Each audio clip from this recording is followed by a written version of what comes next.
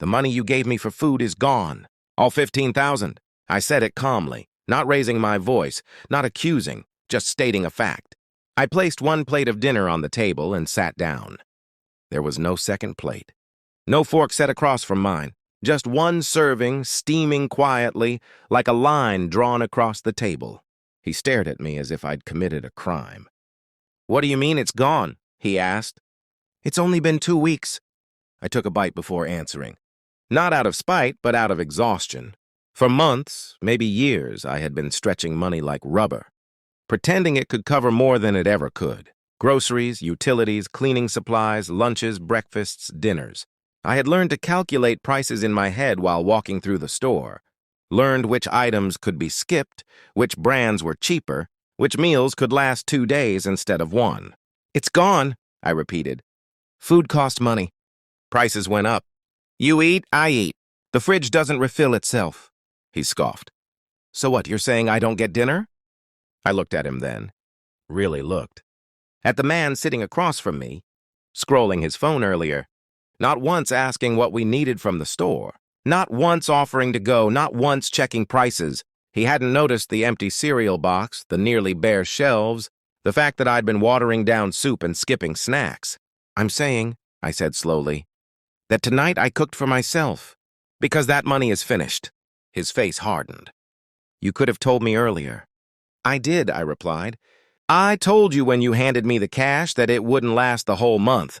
I told you prices are higher. I told you we'd need more. You said make it work, so I did. Until I couldn't." He pushed his chair back slightly. "So what am I supposed to do now?" That question. It landed heavy, as if the responsibility had always been mine, as if feeding a grown man was my natural duty, regardless of means. "You could cook," I said. "You could order food. You could contribute more. Any of those." He laughed, sharp and humorless. "With what money?" I set my fork down. "That's the real question, isn't it?" Silence filled the room.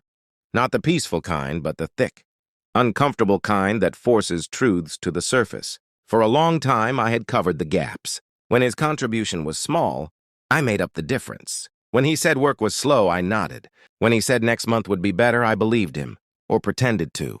But the numbers never lied. My salary was paying the rent. My savings were shrinking. My stress was growing. And his 15,000, handed over like a favor, like charity, came with the unspoken expectation that it would magically solve everything. "You're being dramatic," he finally said. "It's just one meal." "No," I said quietly. "It's not. It was every time I'd eaten less so he could eat more. Every time I'd chosen cheaper food so the money would last. Every time I'd heard him complain about portions while I calculated calories in my head. It was every assumption that my effort was invisible, unlimited, owed.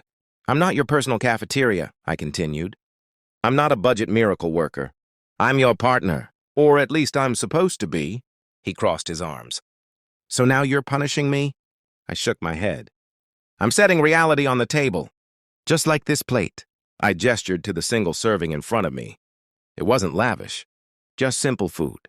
Honest food. Paid for honestly, used honestly. "If you want to eat," I said, "we need to talk about money like adults. Not like I'm your mother and you're handing me allowance." His eyes flickered, offended. "I work." "I know," I said. "But working and contributing aren't always the same, especially when costs don't care about effort." He stood up and paced the room. "So what, you want me to starve?" "I want you to notice," I replied. "I want you to see what happens when I stop covering everything quietly." That was the truth I'd been avoiding. As long as I made it work, there was no urgency for him to change.